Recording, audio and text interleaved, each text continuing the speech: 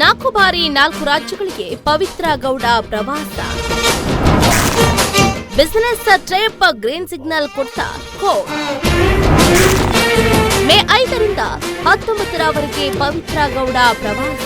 ಸಖತ್ತಾಗವಳೆ, ಸುಮ್ನೆ ನಗ್ತಾಳೆ, ಕದ್ದು ನೋಡ್ತಾಳೆ, ಬೇಡ ಬೇಡ ಬೇಡ ಅಂದ್ರು ಹುಡುಗನೆದೆಯ ಒಳಗೆ ಇಣುಕಿ ಕಿರಿಕು ಮಾಡವಳೆ. ಮತ್ತು ಕೊಡ್ತಾಳೆ, ಮತ್ತು ಕೊಡ್ತಾಳೆ, ಎದೆಯೊಳಗೆ ತಗದಿಮಿತ ಸಕ್ಕರೆ ನನ್ನ ಕೊಂಬೆ ಸಖತ್ತಾಗವಳೆ. ರೇಣುಕಾಸ್ವಾಮಿ ಹತ್ಯೆ ಪ್ರಕರಣದ ಪ್ರಮುಖ ಆರೋಪಿಗಳಲ್ಲಿ ಒಬ್ಬರಾದ ಪವಿತ್ರ ಗೌಡ ಅವರು ಸಹನಟಿ ಅಷ್ಟೇ ಹೊರತು ದರ್ಶನ್ ಅವರ ಪತ್ನಿ ಅಲ್ಲ ಅಂತ ಅವರ ಪರ ವಕೀಲ ಅನಿಲ್ ಬಾಬು ಈಗಾಗಲೇ ಸ್ಪಷ್ಟಪಡಿಸಿದ್ದಾರೆ. ಕೋರ್ಟ್ ಕೂಡ ತೀರ್ಪು ಕೊಟ್ಟಿದೆ. ಪವಿತ್ರ ಗೌಡ ಪ್ರೇಮಿಗಳ ದಿನದಂದೇ ಈತ ರೆಡ್ ಕಾರ್ಪೆಟ್ ಸ್ಟುಡಿಯೋವನ್ನ ಸರಳವಾಗಿ ಪುನಃ ಪ್ರಾರಂಭಿಸಿದ್ದಾರೆ. ಪೂಜೆ ಮಾಡಿ ಸ್ಟುಡಿಯೋವನ್ನ ರೀಲಾಂಚ್ ಕೂಡ ಮಾಡಿದ್ರು. ಹೌದು, ಪ್ರೇಮಿಗಳ ದಿನದಂದೇ ಪ್ರೇಮದ ಕಾಣಿಕೆಗೆ ಮರುಜೀವ ಕೊಟ್ಟಿದ್ದಾರೆ ಪವಿತ್ರ ಗೌಡ. ಪ್ರೇಮಿಗಳ ದಿನದಂದು Pavithra Gowda red carpet studio relaunch ಮಾಡಿರುವಂಥದ್ದು. ಆರ್ಆರ್ ನಗರದಲ್ಲಿರುವ ಪವಿತ್ರ ಗೌಡ ಒಡೆತನದ ರೆಡ್ ಕಾರ್ಪೆಟ್ ಸ್ಟುಡಿಯೋ ಇದೀಗ ಓಪನ್ ಆಗಿದೆ. ಪವಿತ್ರ ಗೌಡ ಕೊಲೆ ಪ್ರಕರಣದಲ್ಲಿ ಜೈಲು ಸೇರಿದ ನಂತರ ರೆಡ್ ಕಾರ್ಪೆಟ್ ಬಂದ್ ಆಗಿತ್ತು. ಬೇಲ್ನಿಂದ ಹೊರಬಂದ ಮೇಲೆ ಸಖತ್ ಸಿದ್ಧತೆಯೊಂದಿಗೆ ರೆಡ್ ಕಾರ್ಪೆಟ್ ರೀಲಾಂಚ್ ಆಗಿದೆ. ಸರಳವಾಗಿ ಪೂಜೆ ಮಾಡುವ ಮೂಲಕ ರೆಡ್ ಕಾರ್ಪೆಟ್ ರೀಲಾಂಚ್ ಮಾಡಿದ್ದಾರೆ. 2022ರಲ್ಲಿ ರೆಡ್ ಕಾರ್ಪೆಟ್ ಶುರು ಮಾಡಿದ್ದ ಪವಿತ್ರ ಗೌಡ ಬೆನ್ನಿಗೆ ದರ್ಶನ್ ಅವರು ನಿಂತಿದ್ರು ಎನ್ನಲಾಗ್ತಾ ಇದೆ. ಅದೇ ಸಂದರ್ಭದಲ್ಲಿ ಈ ಕಾರ್ಯಕ್ರಮಕ್ಕೆ ಮುಖ್ಯ ಅತಿಥಿಗಳಾಗಿ ಯಾರು ಬರ್ತಾರೆ ಅನ್ನುವ ಸುದ್ದಿ ಕೂಡ ವೈರಲ್ ಆಗಿತ್ತು. ಅಕ್ಟೋಬರ್ 19, 2022ರಲ್ಲಿ ಪವಿತ್ರ ಗೌಡ ತಮ್ಮ ಈ ರೆಡ್ ಕಾರ್ಪೆಟ್ 777 ಸ್ಟುಡಿಯೋ ಶುರು ಮಾಡಿದ್ರು.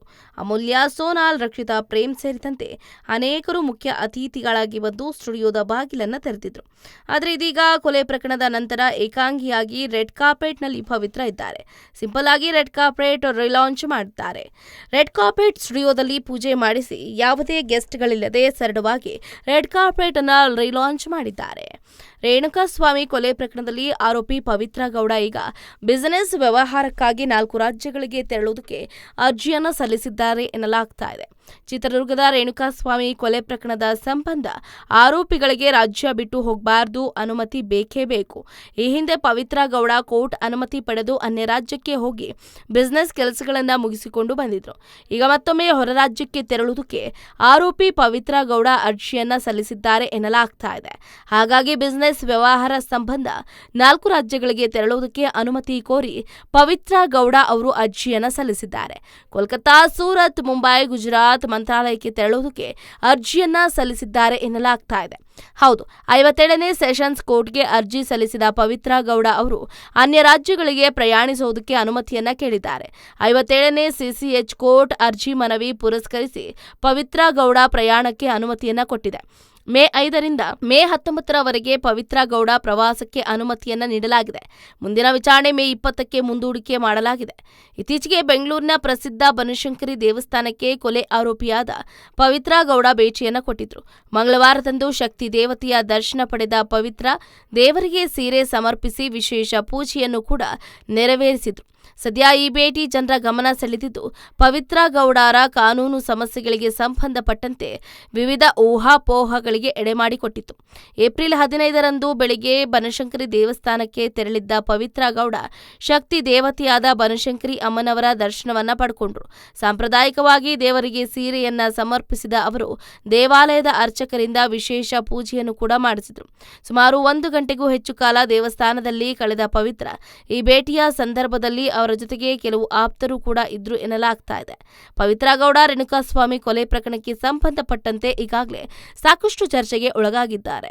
ಕಾನೂನಿನ ಕಟ್ಟುಪಾಡುಗಳ ನಡುವೆಯೂ ದೇವಸ್ಥಾನಕ್ಕೆ ಭೇಟಿ ನೀಡಿ ದೇವರಿಗೆ ವಿಶೇಷ ಪೂಜೆಯನ್ನ ಸಲ್ಲಿಸಿರುವುದು ಜನರಲ್ಲಿ ಕುತೂಹಲವನ್ನ ಉಂಟು ಮಾಡಿತ್ತು. ಕೊಲೆ ಆರೋಪದ ಕೇಸ್ನಲ್ಲಿ ಪವಿತ್ರ ಗೌಡ ಅವರ ವಿರುದ್ಧ ಕಾನೂನು ಕ್ರಮಗಳು ತನಿಖೆಯ ಹಂತದಲ್ಲಿವೆ.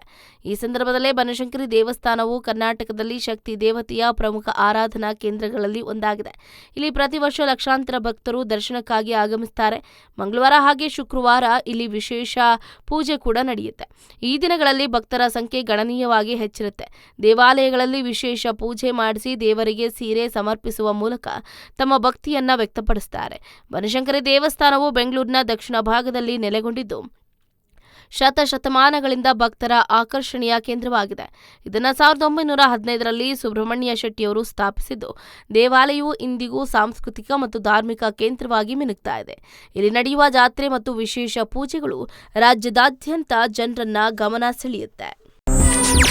ಹೆಚ್ಚಿನ ಸುದ್ದಿಗಳಿಗಾಗಿ ನಮ್ಮ ಚಾನೆಲ್ನ ಸಬ್ಸ್ಕ್ರೈಬ್ ಮಾಡಿ.